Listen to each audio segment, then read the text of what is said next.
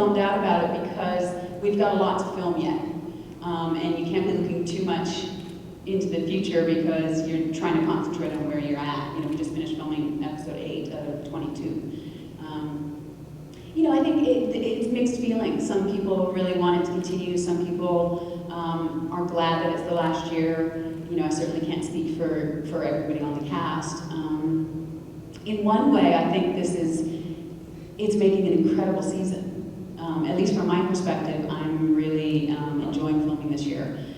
Every episode has just moves the storyline along, and questions are being answered, and a lot of questions for us as well. You know, I've said many times that I don't know a lot of the answers to things. I feel like a dud sometimes with these Q&A things because I don't know the answers, and it's you know, I still to this day don't know why number 6 can only be seen by Baltar.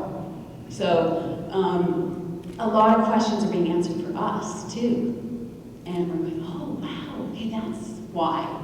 You know, I'm sure toward the end of the season of filming, which is next spring, we're all going to start getting, you know, very emotional. You know, it's like breaking up a family to some respect, you know, and I think when you're filming it, it's a different feeling than when you're watching it, obviously, because you're more torn up about not seeing the people that you've come to be great friends with over the last 4 or 5 years. You know, it's more a personal thing. But yeah, I think it's going to be sad to see it go, but it's going to be a fantastic year. So I try and look at the positive of it. And, you know, and for me, being a new actor, a fairly new actor, Battlestar being one of my first things, it's giving me a launching pad to go into a lot of other opportunities, and I have a lot of opportunities next year. So I'm looking at it as a good thing.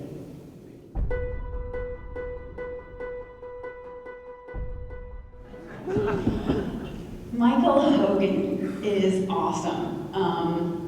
He's a very, you know, he's a family man that doesn't really do too much on the side. He has a house out on Bowen Island, you know, and he's you know, a grandpa, and he's just a wonderful, wonderful actor. Very funny. I've actually got to work with him. I can't give any spoilers away, but I've got to work with him this season, and some scenes just between him and I. I'll give you a little hint.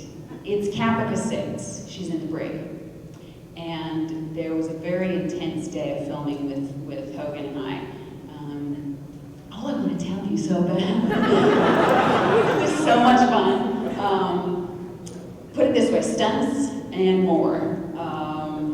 He's just lovely to work with. He's really funny, I think very underrated. And he's always prepared. He's always, you know, he's just right on it. He's a good guy. His wife actually was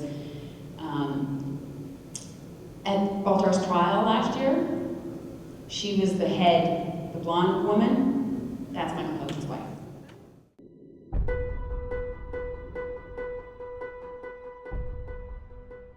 James is, I adore James.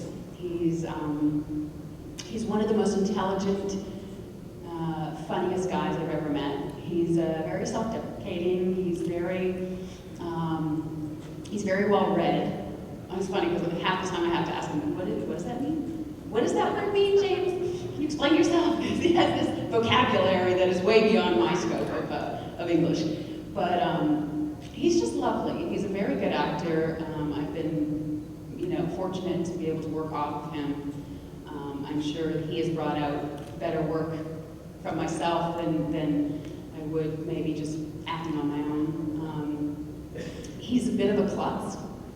And, you know, he's the kind of guy that will get out of the, you know, the van on the way to set, and his hat will fall off, and then he'll bend over to get his hat, and his backpack will fall off and hit him in the head. And, you know, he'll trip over anything. And but he's very passionate, very focused on his work, and he's wonderful. He's got 2 cute little boys. That one, he knows me, Joshua. And he'll see me on screen and he'll be like, Tricia, Tricia. But he has yet, in 4 years, to smile at me when I see him in person. He looks at me like this and he goes, and I'm sure he doesn't watch all the scenes, but he knows enough, and he knows something like, my dad's with you, but my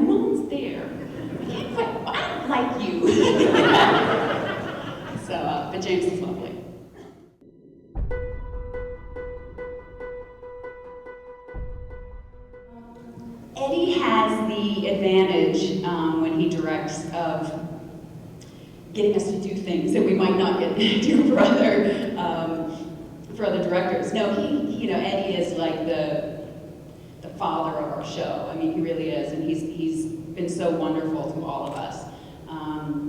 That he sees it in his head. Every director is different. Eddie is definitely an actor-director. He's about feelings and this and that, and some directors are very technical. So with Eddie, it's longer days. Like with Michael Reimer, it's longer days, but quite often he gets a really good performance. One funny story from Eddie was, I think it was the first episode he directed, the scene where Starbuck comes in and interrupts Baltar testing all the blood samples. Yeah. That was the best one ever. Kind of like on a table like this. And it was not written that way at all. There was none of that in the script. And it was the one and only day my husband was visiting.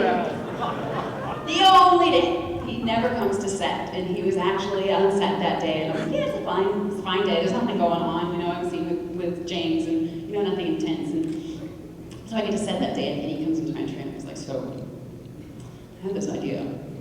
Are there any kids in here? Okay. He goes, so he's going to be taking you from behind. Okay, Eddie. He's like, no, it's gonna be really beautiful. You're not gonna see anything. It's just gonna be legs, and I think it turned out it was very funny, and it was beautiful. You didn't see anything, but then there's my husband sitting there beside Eddie. He's got the earphones on. I'm like, okay, you can't see anything. Just don't put the earphones on, okay? So Eddie's fun to work with, and he also had, I think, last season, James and I in the tub, or not in the tub, but in the lake during his torture scene.